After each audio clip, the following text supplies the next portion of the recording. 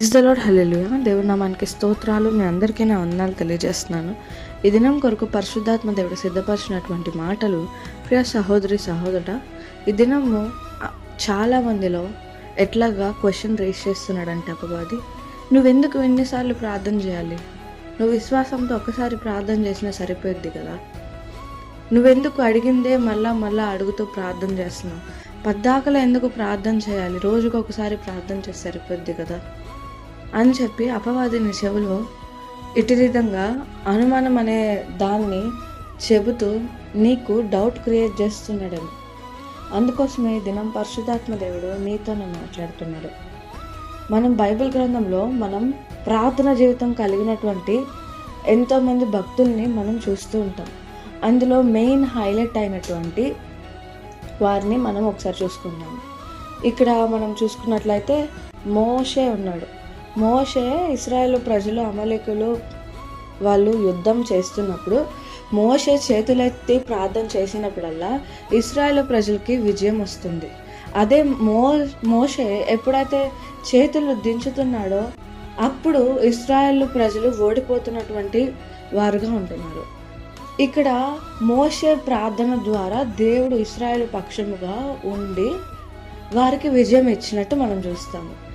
అదే రీతిగా షడ్రక్, మెషక్, అబెద్నెగో, దానియేలు వీళ్ళ నలుగురు యొక్క భక్తి జీవితం మనం చూసుకున్నట్లయితే వీరు ఎంతో జ్ఞానవంతులు. దేవుడిచ్చినటువంటి జ్ఞానంతో ఎంతో శ్రేష్టమైనటువంటి వ్యక్తులు. దేవుడి చేత ఎంతో ప్రేమింపబడినటువంటి వ్యక్తి దానియేలు. బహుప్రియుడు దానియేలు. దేవుడికి ఎంత రెస్పెక్ట్ చేస్తున్నారంటే దేవుడు. ఎందుకనంటే దానియేలు, షడ్రక్, మెషక్, అబెద్నెగో ఎడతెగక ఆయన భక్తిని ఎన్ని స్ట్రగుల్స్ వచ్చినా హడిల్స్ వచ్చినా కానీ ఆయన మాననటువంటి భక్తి చేసేటువంటి వ్యక్తిగా ఉంటున్నాడు. ఎప్పుడు తెల్లవారుజామున, మధ్యాహ్నము, రాత్రి 3 పూట్ల ప్రార్థన అనేది మానకుండా ఉంటున్నాడు. దేవుడి సన్నిధిలో ఆయన దగ్గరికి వెళ్ళడం మానడం లేదు, మాట్లాడడం మానడం లేదు. ఇక్కడ చూసుకున్నట్లయితే షడ్రక్, మెషక్, అబెద్నెగో ఇప్పుడు వీళ్ళ నలుగురు దాంట్లో మనం చూసుకున్నట్లయితే దానియేలు, షడ్రక్, మెషక్, అబెద్నెగోని వాళ్ళకి నచ్చినట్టు ఉండట్లేదు అని చెప్పి వాళ్ళని అగ్నిగుండకంలో వేస్తారు. వేసినప్పుడు వాళ్ళు అక్కడ కూడా ప్రార్థన చేయడం ఆపలేదు. డైలీ క్రమం తప్పకుండా ప్రార్థన చేసినట్టే కష్టకాలంలో కూడా అట్లానే ప్రార్థన చేసినప్పుడు దేవుడు వారితో పాటు ఆ మంటల్లో ఉన్నట్టు మనం వాక్యం ద్వారా చదువుకుంటాము. చదివినప్పుడు మంటల్లో దేవుడు మంటల్లో వేసింది ముగ్గురే కానీ వాళ్ళకి 4 కనిపిస్తున్నారంట. ఇంకో పర్సన్ ఎవరు? దేవుడు వారితో ఉండి ఏ మంట అగ్నిగంధకం వారికి ముట్టకుండా, ఇప్పుడు కాలినటువంటి వాసన వారి నుండి ఏమి రాకుండా వారికి అంత హై ప్రొటెక్షన్ అనేది దేవుడు వారి పక్షము కొండి వారికి కలుగజేశారు. అదే రీతిగా దానియేలుని కూడా మనం చూసుకున్నట్లయితే కింగ్ని తప్ప ఇంకెవరిని పూజించకూడదు అని చెప్పి ఒక లా అనేది వాళ్ళకి అంటే అప్లై చేయమని చెప్పి వాళ్ళకి పాస్ చేశారు. లా అనేది పాస్ చేసినప్పుడు ఇంకా చాలామంది దానియేలు మీద ఎట్లాగైనా దానియేలు మీద ఫేవర్ చూపించినటువంటి రాజుకి ఎట్లాగైనా ఫేవరిజం అనేది తీసేలాగా చేయాలన్నట్టు వీళ్ళు ఏం చేస్తారు, దానియేలు అలా చేయకూడదు, ప్రార్థన చేయకూడదు, భంగం కలిగించాలి, రాజుకి వ్యతిరేకంగా మార్చాలని చెప్పి దానియేలు ఇట్లా ఉన్నాడని చెప్పి వ్యతిరేకంగా ఇలా లా పాస్ చేపిస్తారు ప్రేరేపించి. కింగ్ కూడా అలానే పాస్ చేస్తాడు. పాస్ చేసినాక పూజింపద్దు, నన్ను తప్ప ఇంకా వేరే దేవుని ఎవరిని పూజించొద్దు అన్నప్పుడు దానియేలు యథావిధిగా తన క్రమం తప్పకుండా కిటికీలు తెరిచి దేవుడికి ప్రార్థన చేసినప్పుడు వారు వెళ్ళి రాజుకు తెలియజేసినప్పుడు రాజు మనసులో అనుకుంటున్నాడు, ఏమని, దానియేలు ఇట్టి రీతిగా చేయడు కదా, ఎందుకు వీళ్ళు ఇలా చెప్తున్నారు, ఇప్పుడు నేను వీళ్ళ ముందు దానియేలుని వేయకపోతే నన్ను ఏదో ఒకటి అనుకుంటారని చెప్పి రాజు దానియేలుని సింహముల బోన్లో వేసినప్పుడు అక్కడ కూడా దానియేలు ప్రార్థన చేయడం అనేది మానలేదు. ప్రార్థన చేయడం మానకుండా ఉన్నటువంటి క్రమంలో అక్కడ ప్రార్థన చేస్తున్నప్పుడు దేవుని దూత ఆయన పక్షముగా ఆయనకి ప్రొటెక్షన్ కలుగజేసినప్పుడు ఆ సింహములు కూడా దానియేలు మాటకి లోబడినట్టు మనం చూస్తాం. అదే ఇప్పుడు దానియేలు కాకుండా ఇప్పుడు రాజు చూశాడు, పరిగెత్తుకుంటూ వెళ్ళి దానియేలుకి ఏం కాకూడదని చెప్పి రాత్రంతా మనసులో బాధపడుతున్నాడు. నెక్స్ట్ డే వెళ్ళి చూసినప్పుడు ఆ సింహములన్నీ దానియేలుకి లోబడి మాట వింటున్నట్టు దానియేలుకి ఏం కాకుండా కాపాడినట్టు మనం చూస్తాం. అప్పుడు రాజు అది చూసినటువంటి రాజు ఏం చేశాడు, దానియేలు ఎంతో నీతిమంతుడు, దానియేలు పూజించేటువంటి దేవుడు ఎంతో గొప్ప దేవుడు, ప్రార్థన చేసేటువంటి దేవుడు ఎంతో శక్తిమంతుడు అని చెప్పి తెలుసుకుని ఎవరైతే దానియేలు మీద నిందలు తప్పుగా మోపారో, తనకి వ్యతిరేకంగా లా అనేది పాస్ చేసేలా చేశారో, వారిని సింహపుల బోన్లో వేసినప్పుడు వారి ఎముకలు కూడా మిగలకుండా సింహములు తినివేసినట్టు మనం చూస్తాం. దానియేలుకి వాళ్ళకి డిఫరెన్స్ ఏంటి? దానియేలు ప్రార్థన జీవితం కలిగినాడు, ఎంతో భక్తిమంతుడు, ఎడతెగక ప్రార్థన చేస్తూ ఉన్నాడు. అతని పక్షముగా దేవుడున్నాడు కాబట్టి ఆ సింహాలు తన పక్కకు కూడా రాలేదు, తనకి ఏ హాని చేయలేదు. వీళ్ళ పక్షముగా ఎవరున్నారు? ఎవరు లేరు. కాబట్టే సింహములు తినివేసినట్టు మనం చూస్తాం. మన యేసుప్రభుల వారిని మనం చూసుకుందాము. ఆయన ఎక్కువ సమయము పరిచర్యకి రాక మునుపు కూడా చిన్నప్పటి నుండి ప్రార్థన జీవితం అనేది ఎప్పుడు మానక చేసేటువంటి వ్యక్తిగా మనం చూస్తాము. పరిచర్యకు ముందు ఎక్కువ ప్రార్థన, పరిచర్యలో ఉన్నప్పుడు కూడా ఎక్కువ ప్రార్థన. పరిచర్యకు ముందు 40 దినాలు ఉపవాసం ఉండి ప్రార్థన చేసి శక్తి పొందుకొని అప్పుడు పరిచర్య చేయడానికి వచ్చారు. తర్వాత ఎడతెగక ఎప్పుడు ఎర్లీ మార్నింగ్ ఏకాంతంగా వెళ్తూ, కొండల ప్రాంతానికి వెళ్తూ, అడవుల్లోకి నడుచుకుంటూ వెళ్తూ ప్రార్థన చేయడానికి ఏకాంతంగా వెళ్ళేవారు. అలాగా ఏకాంతంగా ప్రార్థన చేయబట్టే తెల్లవారుజామున అంత గొప్ప కార్యాలు, స్వస్థతలు, విడుదలలు, అపవాది బంధకాల నుండి విడుదల కలుగజేసినట్టు మనం చూస్తాము. ప్రార్థన అనేది ఒక వార్కి వెళ్ళే ముందు ఒక ప్రిపరేషన్ లాగా ప్రార్థన జీవితాన్ని మనం చూడొచ్చు.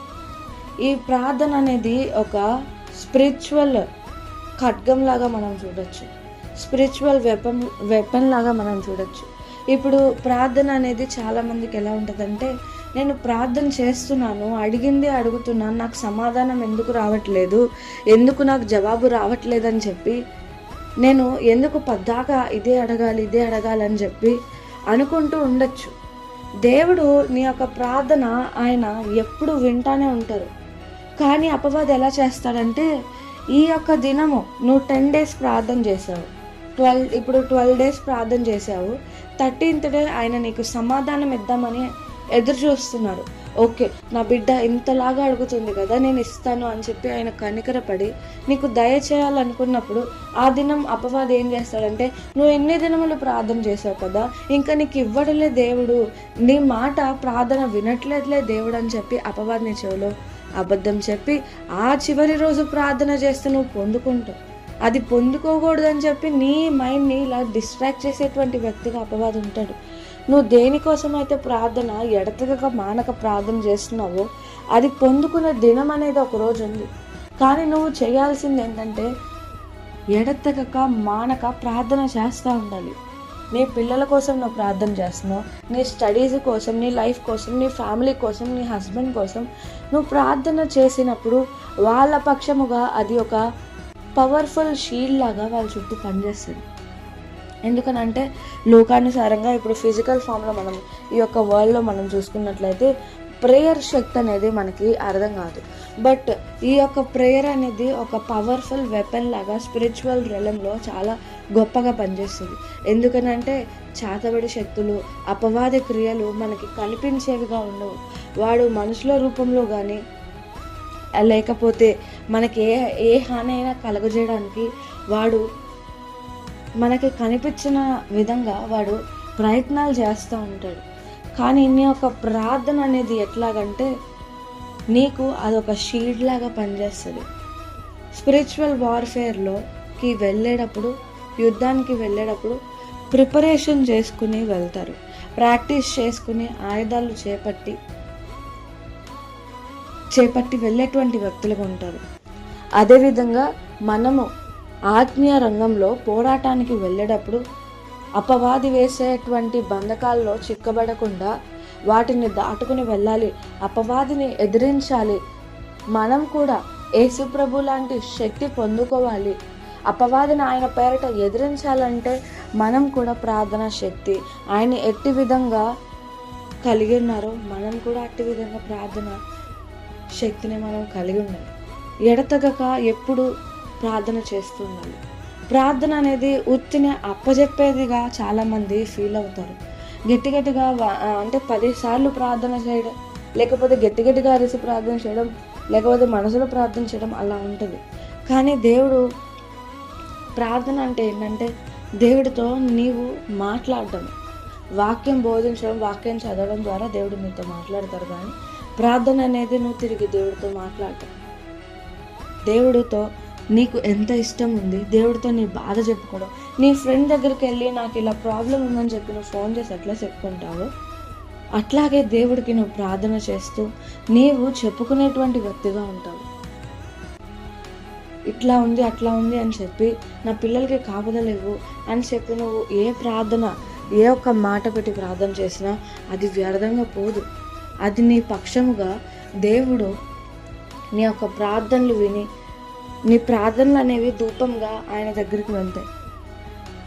నీవు రోజు ఇప్పుడు నీ యొక్క ప్రార్థన ధూపాన్ని వేయకపోతే ఏదో ఒక దినం అపవాది ఆ కంచె లేనప్పుడు నీ మీద దాడి చేయడానికి ప్రయత్నిస్తాడు. ప్రేయర్ అనేది ఒక కంచెగా నీ చుట్టూ నీకు కనిపించకుండానే నీ చుట్టూ పనిచేస్తుంది.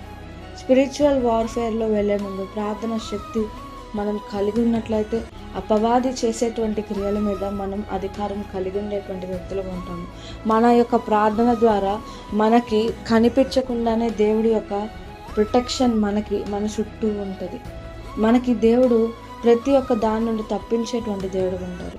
ప్రార్థన ఎందుకు ఎడతెగక చేయాలంటే నువ్వు ప్రార్థన చేస్తే దేవుడిని మాట వింటారు. ప్రార్థన చేస్తే దేవుడు నీకు సమాధానం ఇస్తారు. ప్రార్థన చేస్తే నువ్వు అడిగింది దేవుడు చేస్తారు. నీవు అధికారం అడుగుతున్నావా?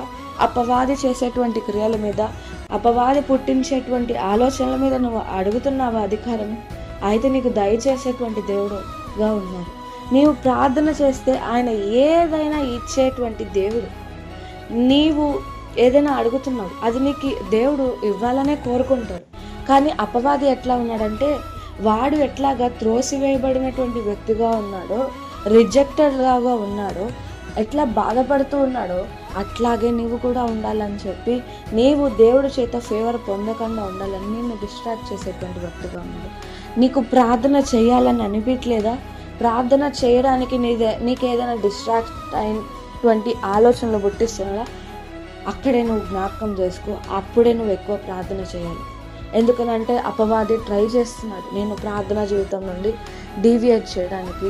నీ యొక్క ప్రార్థన శక్తిని పొందుకోకుండా శక్తిహీనుడిగా చేసి నీ యొక్క లైఫ్లో వాడు అడుగుపెట్టి నిన్ను పాడు చేయాలని చెప్పి ప్రయత్నించేటువంటి అవకాశం కలగాలని చెప్పి నిన్ను డిస్ట్రాక్ట్ చేస్తుంది.